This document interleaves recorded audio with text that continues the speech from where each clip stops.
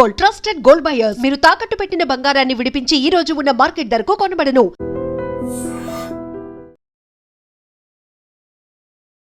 Hello views, welcome to iDream media. Recent గానే మహిళా దినోత్సవ శుభాకాంక్షలు ప్రతి ప్రాంతంలో గ్రాండ్ గా సెలబ్రేట్ చేసుకున్నాం. సో మగవాళ్ళ కోసం మగవాళ్ళంతా కూడా ఒక దంపుడు విన్యాసాలు ఇచ్చారు.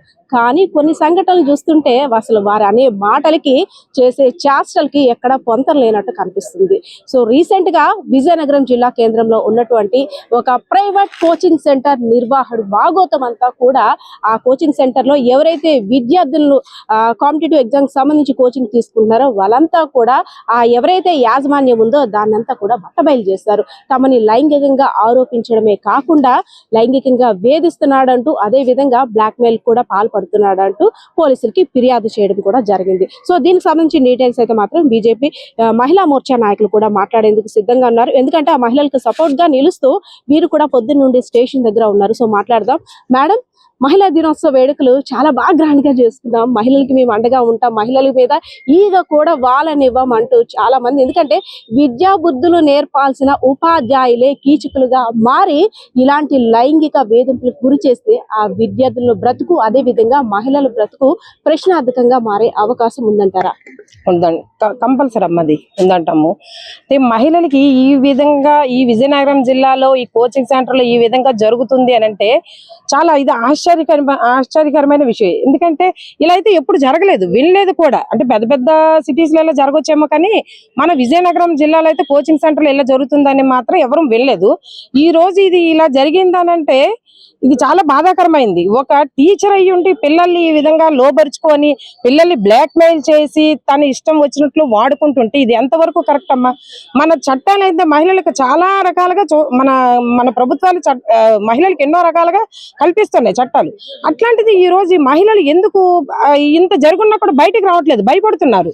వాళ్ళు ఏ బ్లాక్ మెయిలింగ్లకు భయపడుతున్నారు అనేది తెలియదు. రాత్రి జరిగేదానికి తెల్లవారికి మహిళలు మారిపోతున్నారమ్మ, పిల్లలు మారిపోయి భయపడుతున్నారు. అలా భయపడకుండా మీరు ముందుకు రండి, ధైర్యంగా పోరాడండి, మీ వెంట మేము ఉన్నామని మేమైతే చెప్తున్నాం.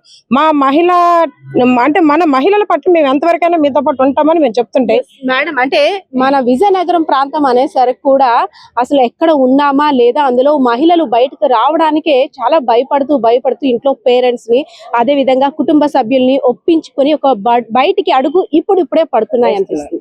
అలాంటిది కాంపిటేటివ్ ఎగ్జామ్ అనేసరికి చిన్నప్పటి నుండి కూడా తల్లిదండ్రులు రెక్కలు ముక్కలు చేసుకొని కష్టపడి చదువే ఒక భారంగా వాళ్ళ పిల్లల్ని చదివించిన తర్వాత ఇంకా మా పోషణ కూడా భారం అవ్వకూడదని కొంతమంది, అదే విధంగా ప్రస్తుతం ఉన్న సమాజంలో భార్య భర్తలు ఇద్దరు కూడా కష్టపడితే గాని రోజులు గడవని ఆ ఉద్దేశంతో కొంతమంది పెళ్ళైన మహిళలు కూడా కోచింగ్ సెంటర్ లో ఇటు ఫ్యామిలీని వదిలి పిల్లల్ని వదిలి భర్తను వదిలి కోచింగ్ సెంటర్లు ఆశ్రయిస్తున్నారు. పొద్దు నుండి సాయంత్రం వరకు ఒక లక్ష్యాన్ని టార్గెట్ చేస్తూ వారి యొక్క ప్రతిభను చాటుకునేందుకు కూడా సిద్ధమవుతున్నారు.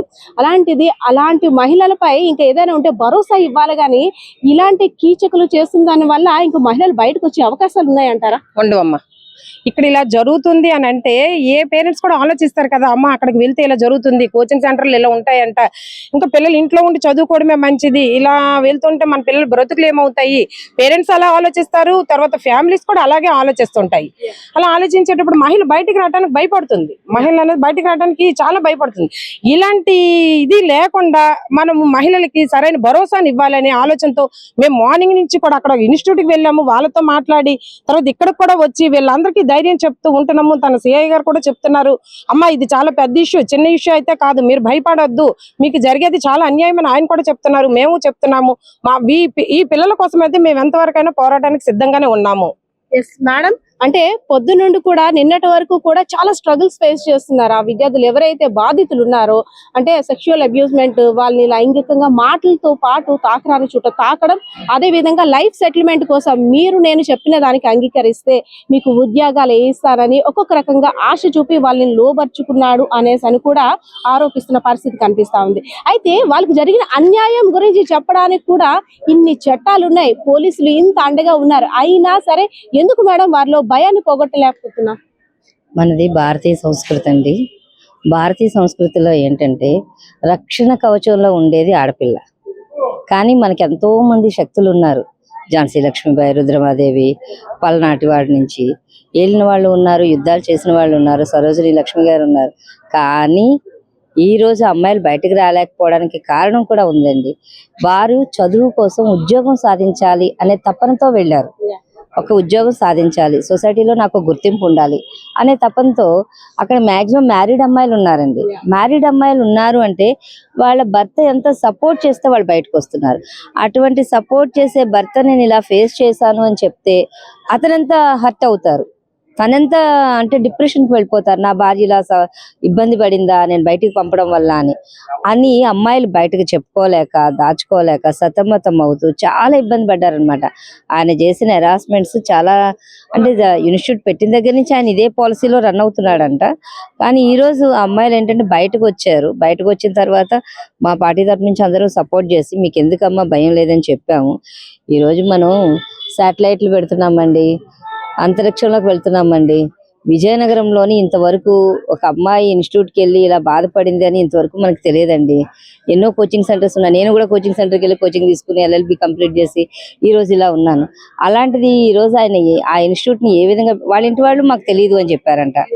అమ్మాయిలు అంటే ఇన్నోసెంట్ అమ్మాయిలు చదువుకుని ఉద్యోగం సాధించుకోవాలనుకునే అమ్మాయిలు ఆయన ఇంటికి వెళ్ళిపోయారంట, కోపాన్ని తట్టుకోలేక. ఇంటి వాళ్ళన్నా న్యాయం చేస్తారు అని.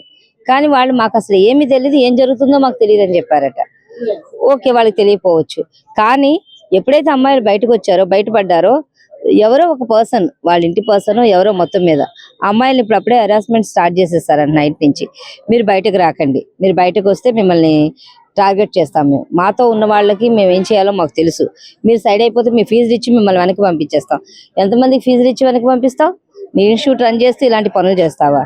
ముఖ్యంగా ఇన్స్టిట్యూట్ని క్లోజ్ చేయడం కాదండి, అతనికి ఇంకొకసారి ఆడపిల్ల పక్క చూడకూడదు, ఆడపిల్ల తల్లితో సమానం కాబట్టి ఆడపిల్లని నేను ఇలా ఇబ్బంది పెట్టడం వల్ల ఈ పనిష్మెంట్ నాకు వచ్చింది అని తెలిసే విధంగా, అతను అనుభవించే విధంగా పనిష్మెంట్ అతనికి వచ్చే వరకు కూడా మేము ఈ అమ్మాయిలందరికీ సపోర్ట్ గా నిలబడతామండి. ధన్యవాదాలు. Thank you so much.